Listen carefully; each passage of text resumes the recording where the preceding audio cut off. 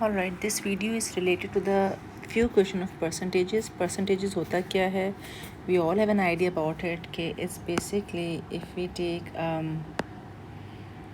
any amount out of the total and multiply by 100. Concept क्या होता है? ये हमें क्या दे देगा? ये हमें उस चीज़ का परसेंटेज दे देगा।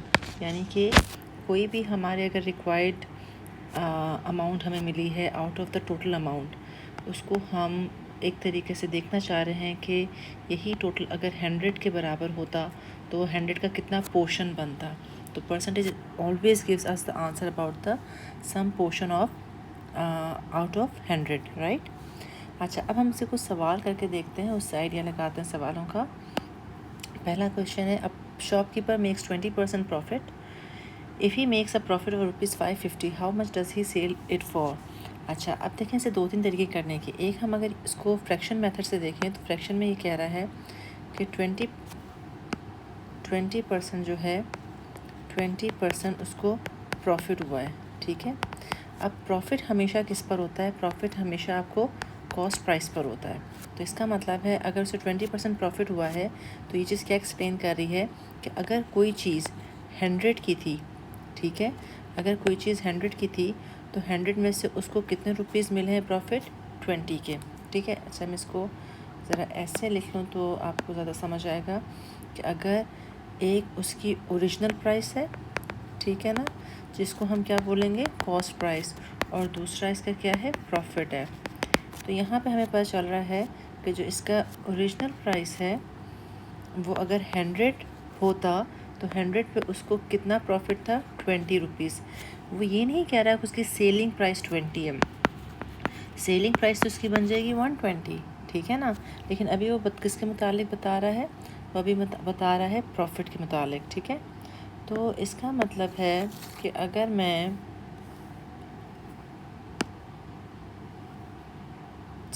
प्राइस, यहाँ हमें नहीं पता कि कॉस्ट प्राइस क्या है, लेकिन हमें ये पता है कि जो उसको एक्चुअली ना वो चीज़ 100 की थी और ना उसको 20 रुपीज़ मिले। ये एक एजम्पशन है 20% का मतलब कि अगर कोई चीज़ 20% की है, इसका मतलब 20% प्रॉफिट है, इसका मतलब है कि अगर उस चीज़ की प्राइस 100 होती तो 100 पे उसको 20 रुपीज़ मिलते। अगर उस चीज़ की प्राइस समझ लें कि 200 होती तो 200 पे उसको कितने मिलते? ऑब्वियसली 40 मिलते। अगर उस चीज़ की प्राइस 300 होती तो 300 पे उसको कितने रुपीज़ मिलते? 60 रुपीज़ मिलते। ये है कॉन्सेप्ट परसेंटेज का कि हर 100 रुपये पे उसको 20 रुपये मिल रहे हैं। तो 200 रुपये पे उसको 20 एंड 20 इज़ 40 रुपीज़ मिलेंगे। 300 पे उसको 20 + 20 + 20 60 मिलेंगे। अब वो चीज़ है कितने की? उस चीज़ की प्राइस है 550। तो जो 550 की थी वो उसको कितने की मिलेगी? दिस इज़ द कॉन्सेप्ट कि हम उसको चेक करें। आई एम सॉरी, मैंने यहाँ गलत कर दिया। If he makes a profit of 550, sorry, अगर उसने उस पर प्रॉफिट 550 लिया है, वो चीज़ 550 की नहीं थी, उस पर जो उसने प्रॉफिट लिया है वो 550 लिया है, तो वो चीज़ कितने की थी? ये चीज़ है सवाल।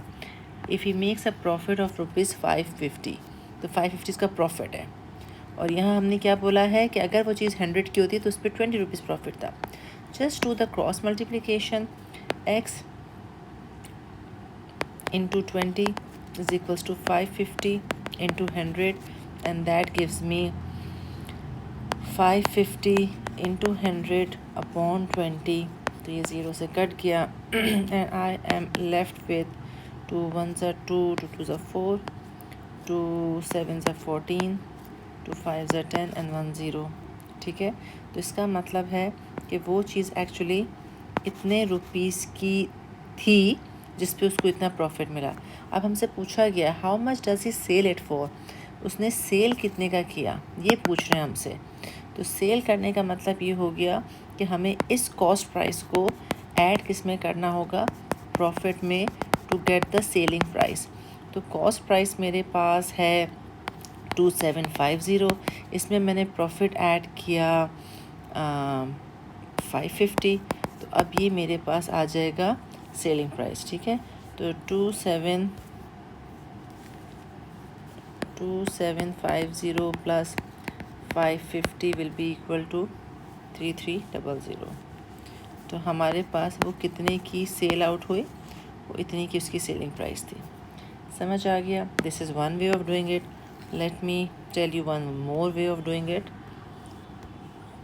ये आपके पास कई ऑप्शन होते हैं, आप जिस तरह से भी परसेंटेज का सवाल करें, फ्रैक्शन फॉर्म में करें या अपना परसेंटेज की ही फॉर्म में करें। अच्छा देखें, अब ये वाली जो चीज़ मैंने आपको ऊपर समझाई थी, आई होप ये वाली चीज़ क्लियर हो गई कि अगर वो आपसे कह रहा है कि उस पर उसको जो है वो 20% का मतलब है कि 20 आउट ऑफ 100, और आउट ऑफ 100 आपको हमेशा कॉस्ट प्राइस बताता है, याद रखें, सेलिंग नहीं। तो इसका मतलब उसने सेल 120 पे किया है। आप ये भी तो कर सकते थे, हमें बताना तो यही था ना। अगर हम ये करते कि प्रॉफिट और सेलिंग प्राइस का रेशो देखते, तो अगर उसको 20 रुपीज़ प्रॉफिट हो रहा है कब, जबकि सेलिंग प्राइस उसकी 120 है। याद रखें, बार बार कह रही हूँ, कॉस्ट प्राइस उसकी 100 है, सेलिंग प्राइस 120 इन परसेंटेज की ज़बान में। तो अब वो कह रहा था कि अगर वो प्रॉफिट 550 होता तो ये सेलिंग प्राइस क्या थी। अब अगर मैं ये वाला डायरेक्ट मालूम कर रही हूँ, let me not call it again x, इसको मैं कोई और वेरिएबल दे देती हूँ वाई, ताकि मिक्स ना करें आप। तो अगर कोई स्टूडेंट इस तरह करे, देखें क्या आंसर आता है इसका, सेम आता है कि नहीं आता है। 120 into 550 y is equals to 120 into 550 upon 20, ठीक है। तो मेरा 2 1 ज़ा 2, 2 6 ज़ा 12, तो 550 इंटू 6 क्या बना आपका, 550 इंटू 6, सेम आंसर बन गया आपका 3300। तो आपने ऐसे कर लिया, राइट। तो आपने फ्रैक्शन की फॉर्म में किसी तरह से भी कर लें, और अगर कोई परसेंटेज की ही फॉर्म में आंसर लिखना चाहता है तो 20%, अगर कोई कह रहा है कि नहीं मैंने इसको परसेंटेज की ज़बान में ही कन्वर्ट करना है, तो अब आप कैसे करेंगे। 20% of cost price is your, बल्कि रुके मैं से नए पेज पे आपको बताती हूँ। देखें, दो बातें, 20% of the cost price is your profit, ठीक है। या तो आप ऐसे कर लें, या फिर आप करें कि 120% of your cost price is equals to selling price. दोनों में फ़र्क देखें, जब मैं इक्वल्स टू के सेलिंग प्राइस लाऊंगी तो मैं ने 20% को ऑलरेडी 100 में ऐड कर लिया कि 120% of cost price is this. Percentage profit की निकालें, लॉस की निकालें, जिसकी भी निकालें, वो हमेशा कॉस्ट प्राइस पे निकलती है, और आंसर आपको विद रिस्पेक्ट टू दिस या तो सेलिंग प्राइस देगी या फिर आपको प्रॉफिट दे देगी। अगर मैं ये कर रही हूँ तो 20% of cost price is x is equals to profit. Profit कितना आ रहा था उसको, 550 आ रहा था, ठीक है। तो यहाँ से मेरे पास आ जाएगा 20% of is multiply x is equals to 550। So x will be equal to 550 into 100 upon 20। ये मेरे पास क्या आ जाएगा, कॉस्ट प्राइस आ जाएगा। इसको सिंप्लीफाई किया, 2 5 से 10, तो 550 इंटू 5 कितना बना, एक सेकेंड, 550 इंटू 5 मेरा बन गया 2750, ठीक है। तो ये मेरे पास आ गया 2750। क्या मैंने पिछले पेज पे यही निकाला था, बिल्कुल 2750 ही कॉस्ट प्राइस निकली थी। अब इस कॉस्ट प्राइस में मुझे प्रॉफिट को यानी 550 को ऐड करना पड़ेगा to get the selling price which is 3300। और अगर कोई इस तरह से कर रहा है, ठीक है, तो अब उसको ये ऐड नहीं करना पड़ेगा क्योंकि हमने ऑलरेडी ये ऐड कर दिया, ये वाला ऐड नहीं करना पड़ेगा एंड में, ये हमने ऑलरेडी 120 में ऐड कर दिया है। तो अब ये 120% ऑफ कॉस्ट प्राइस हमें नहीं पता है, और सेलिंग प्राइस क्या होगी, सेलिंग प्राइस बेसिकली होगी x प्लस 550, ऐसे ही होगा ना। सेलिंग प्राइस कैसे निकलता है, कॉस्ट प्राइस में प्रॉफिट ऐड करके। तो अब अगर मैं इसको सॉल्व करूं तो 120% of x is equals to x plus 550। So x ये इससे कट गया, 2 5 2 6 2 5 तो 6x upon 5 is equals to x plus 550। Cross multiply करें आप, 6x is equals to 5x plus 550 into 5 कितना बन रहा था, हमने यहाँ किया था 550 × 5 is 2750। अब ये मैं इधर ले गई तो 6x minus 5x equals to 2750। तो x इज़ इक्वल्स टू 2750। हाँ अच्छा, मैंने अभी इसके इसमें डायरेक्ट निकलेगा, लेकिन एक प्रॉब्लम हो रही ना, हमारे पास x ही नहीं तो डायरेक्ट कैसे निकलेगा। ठीक है, तो अब वही बात आ गई, x आ गया तो हमें सेलिंग प्राइस बताना था। सेलिंग प्राइस आपका ये है, तो वही चीज़ आ गई जो हमने ऐड किया था। बताना का मकसद ये है कि ये एक सिंपल सवाल था, आप चाहें तो उसको इस मेथड से इससे कर लें, ठीक है, आप चाहें तो उसको ऐसे कर लें। ये दोनों 1 और 2 आपके कौन है, 1 and 2 is basically your fraction method है to simplify the percentage question. यहाँ पर आए, ये आपका तीसरा और ये चौथा फार्मूला, ये दोनों कौन से तरीके हैं जब आप परसेंटेज की इक्वेशन की फॉर्म में सवाल को लिखते हैं। तो इट्स और यानी कि आप किसी भी मेथड से सवाल सॉल्व कर दें, as long as your concept is right, you will get the right answer. ठीक है, पहला सवाल मैंने डिटेल में बता दिया, अब हम ज़रा क्विकली करते हैं सारे सवाल इस वीडियो से रिलेटेड। तो इसमें अगला आपका shopkeeper makes a loss of 20%। अब मैं से एक ही मेथड से करूँगी जिसमें हमें कन्वीनियंट है। लॉस ऑफ 20% का मतलब है कि कॉस्ट प्राइस और हम लॉस कर लें। तो अगर कॉस्ट प्राइस 100 थी तो उसको लॉस हुआ है 20 का, ठीक है ना। और इसी तरीके से हम यहाँ उसकी सेलिंग प्राइस भी लिख सकते हैं कि अब वो 80 का बिक रहा था क्योंकि 20 रुपीज़ उसको लॉस हो गया। अच्छा, अब वो कह रहा है if he loss 550 what is the selling what he sells for, ये पूछ रहा है। तो सिंपल मैं जो हूँ इस वाले को उठाऊँगी और क्रॉस मल्टीप्लाई कर दूँगी, यानी कि मेरा बन जाएगा ये x 20 times x is equals to 80 times 550। So x is equals to 80 times 550 upon 20। So x is equals to 2 4s are 8, 4 times 550. So x is 4 times 550 is equals to 2200. So 2200 पे उसने सेल किया। क्या ऐसा है कि बस ये हमारा आंसर आ गया, दैट्स ऑल। वो कॉस्ट प्राइस पूछ ही नहीं रहा आपसे। Find the compound interest. Compound interest of that compound interest का formula we all know that it gives us the amount which is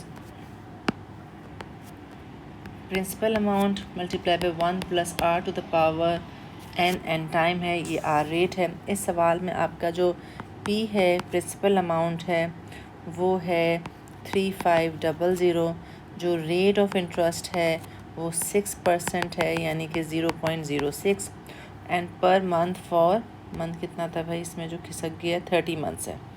okay, तो टाइम आपके पास यहाँ पे गिवन था 30 मंथ्स। अच्छा, इन सवालों में इम्पॉर्टेंट ये होता है कि आपका जो यहाँ पे आ रहा होगा ना परसेंटेज के साथ, एक सेकेंड, जो आपका यहाँ परसेंटेज के साथ का टाइम पीरियड आ रहा होगा वही आपका इससे मैच करना चाहिए, ठीक है ना।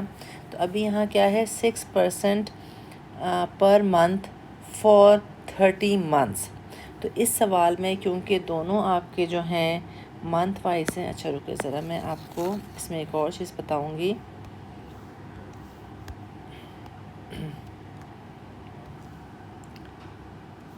ओके, तो इसमें हमारे पास 1 मिनट, मेरे पूरे ही आ गया क्या,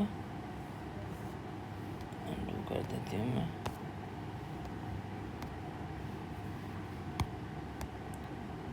I don't want that part, I just want this part to be drag off.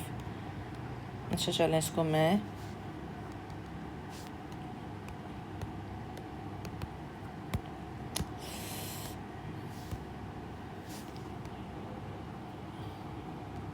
सही हो गया, इसको हटा दिया हमने दूसरे पेज पे ताकि मेरे पास स्पेस बन जाए।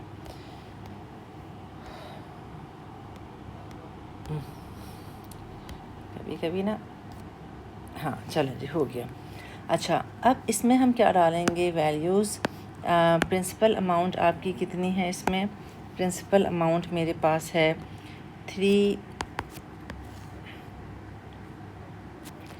3500 multiply by 1 plus 0.06 to the power, अब यहाँ रेट ऑफ इंटरेस्ट और इसका आपका यूनिट समझ लें सेम होना चाहिए, क्योंकि यहाँ पे वो मंथ्स की बात कर रहा है पर मंथ, और यहाँ भी 30 मंथ्स है, तो मैं उठा के यहाँ टाइम 30 ही लिख दूँगी।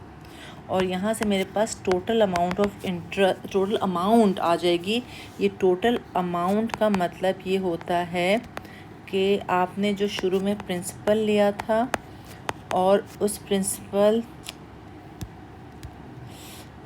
अमाउंट लिया था और उस प्रिंसिपल पे जो आपने इंटरेस्ट को ऐड किया था, that makes the total amount. सही है ना? तो अब टोटल अमाउंट हमारे पास यहाँ पे आ जाएगा, लेट मी चेक, ये मेरे पास ये मेरा हो जाएगा 3500 इंटू 1.06 टू द पावर 30। ठीक, ये ज़रा देखो यहाँ पे कैलकुलेट हो रहा है ये आराम से। 1.06 to the power 30 is equals to कर रहा है वो on this answer multiply by क्या था, मल्टीप्लाई बाय 3500। तो ये आंसर क्या आ गया, 3500 मल्टीप्लाई बाय 5.743 2010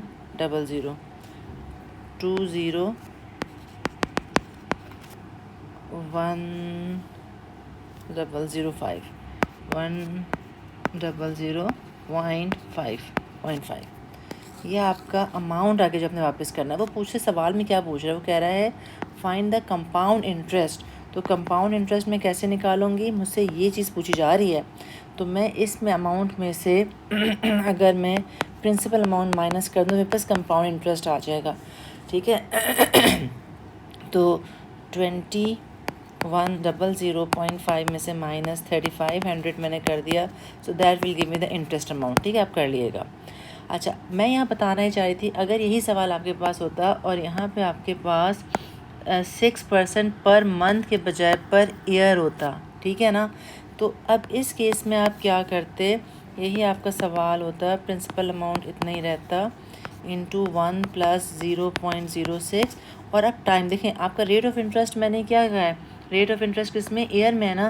तो अब जो ये टाइम पीरियड है ना आपका 30 मंथ्स, इसको भी आपको किस में लेना होगा, ईयर्स में। तो 30/12 कर लें, वट एवर आंसर कम्स ना, ये कितना आ जाएगा 30/12, 30 डिवाइडेड बाई 12 2.5। तो अब आपको यहाँ पे 2.5 लेना है पावर में, and then you will get the answer. अब देखें, एक हर महीने वो इतना इंटरेस्ट ले रहा था, तो 3500 कितना ज़्यादा अमाउंट बन गया ना, 20,000। अब ये क्योंकि ईयरली इंटरेस्ट है तो देखिएगा कितना ड्रॉप होता है। तो ये मेरा बन जाएगा 3500 इंटू 1.06 की पावर 2.5। ज़ाहिर बात है यहाँ मैंने पावर 30 किया था, अब मैं पावर 2.5 करूँगी। 1.06 to the power 2.5 is equals to okay, and then 1.157 multiply by 3500। अब क्या आ रहा है, 4049 हो गया। कितना फ़र्क आ गया, 4049, यही था ना, 0.5 what ever is the answer.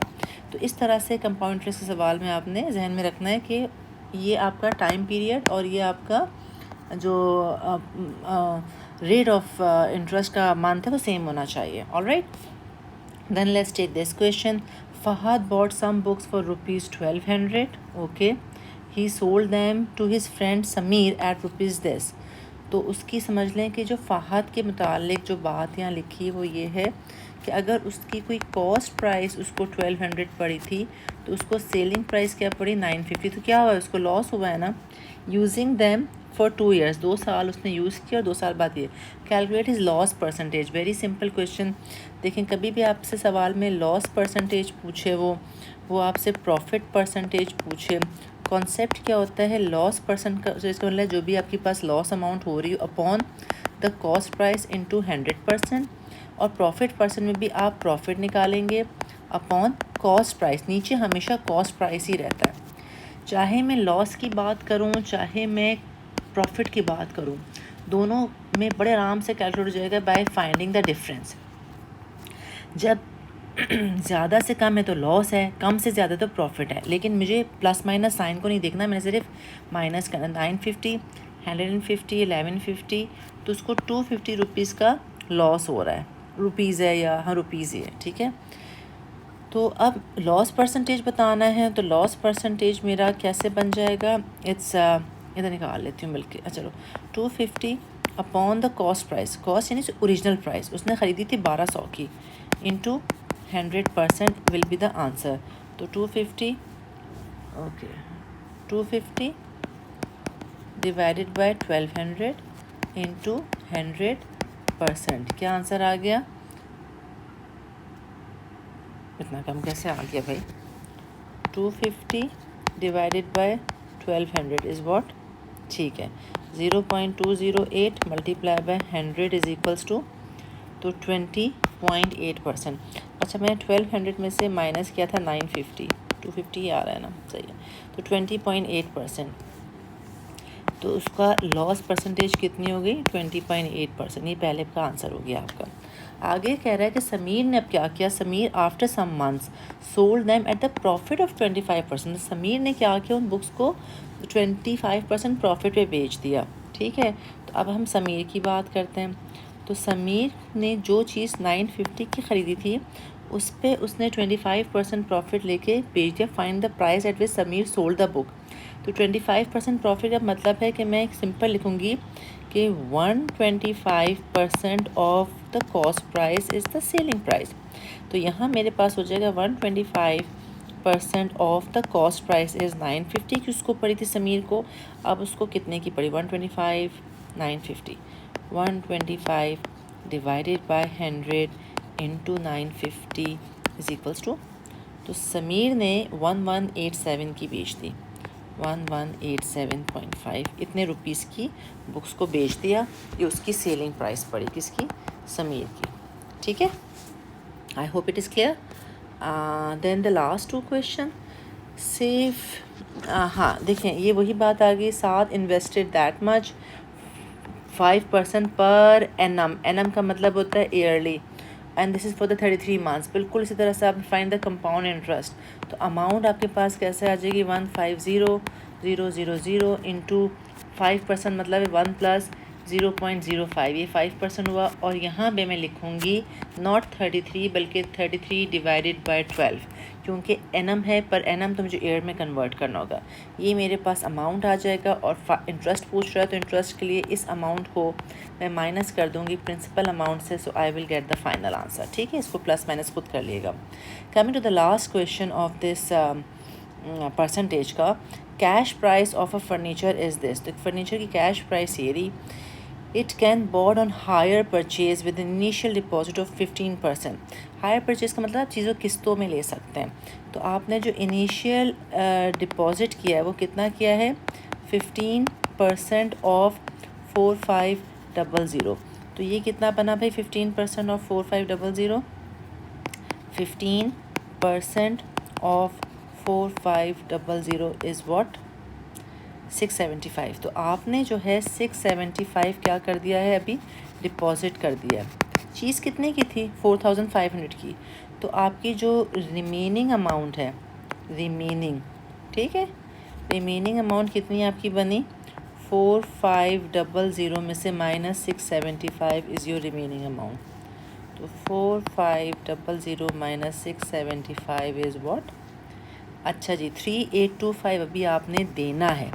आगे पढ़ते हैं, कब तक देना है भाई, अच्छा deposit 15% and then 15 monthly installment of 10% interest, यानी अब आपने इतनी अमाउंट वापस देनी है, लेकिन ये अमाउंट आपने 15 मंथ्स में देनी है। और 15 मंथ्स में आपने ज़ाहिर पता, अगर आपको 15 मंथ्स का टाइम दे रहा है तो फिर आपसे वो कुछ इंटरेस्ट भी लेगा। That is always a simple interest. Simple interest क्या बनता है, PRT अपॉन 100, ठीक है। तो इस वक्त प्रिंसिपल अमाउंट कितनी है जो आपने बकिया देनी है, 3825। रेट ऑफ इंटरेस्ट कितना ले रहा है वो, 10% ले रहा है, और कितने टाइम के लिए ले रहा है, 15 मंथ। अब ये जो रेट ऑफ इंटरेस्ट 10% है on the remaining amount, find the difference between. तो ये फिर भी आ जाता है कि ईयरली मंथली क्या है, क्योंकि यहाँ से बस 10% इंटरेस्ट लिखा हुआ है। तो हम जो है इसमें इसको टाइम भी 15 मंथ्स, यानी अब मंथली सब कुछ चल रहा है, ठीक है। तो ये मेरा बन जाएगा 3825 इंटू 15, 3825 इंटू 15, और this answer is divided by 10 में बन गया 5737.5, 5737.5 उसने पर मंथ देना है, पर मंथ। अच्छा, कब तक देना है? 15 मंथ्स तक देते रहना है। Find the difference between the hire purchase the cost price of this, also find out the amount of monthly installment. Amount of monthly installment, तो ये आंसर आ गया। अब वो कह रहा है कि कितना डिफरेंस पड़ रहा है। तो भाई सिंपल सी बात है कि उसको ये 5737.5 कितने टाइम के लिए दे रहा है उसने? ये उसने देना है 15 महीनों तक, मल्टीप्लाई बाय 15 महीनों के बाद उसको कितनी अमाउंट पड़ेगी? तो 5737.5 मल्टीप्लाई बाय 15, ये आ गया 86062, 86062, ठीक है ना। तो उसने इतना उसको 860.5 कर गया, एक second, 5737 3825 and the 15 monthly installment of 10% interest of the remaining amount. तो 10% ये 3825 into 15, 3825 into 15, and this amount 57375 divided by 10, ठीक है। इस हिसाब से ये बन रहा है, और 5737, ठीक है, 86062, तो वो उसको 86062.5 ये इतना उसने 15 मिनट तक देना है ऑलरेडी। अब टोटल उसने कितना दिया? टोटल उसने दिया जो 86062.5 प्लस उसने जो डिपॉज़िट कराया था 675, ठीक है। तो ये टोटल जो भी बन गया, ये वो बन जाएगा जिसने इतने टाइम तक 15 मंथ्स तक देना है, ठीक है ना। और उसको वो अगर वो इस ये हायर परचेज़ पे नहीं जाता, इंस्टॉलमेंट पे नहीं लेता, तो उसको इतना देना था 4500। तो अगर इनमें से हम दोनों को माइनस दिस अमाउंट माइनस 4500 कर लेंगे, तो हमारे पास वो डिफरेंस आ गया जिसको हम कहते हैं that is a hire purchase, ठीक है। यानी ये वो अमाउंट है जो हाईली परचेज़ हुई है। तो इसको आप इसका आंसर आप इधर लिख लें, इसमें से माइनस करेंगे तो that amount will be the hire purchase, right. I hope it's all clear.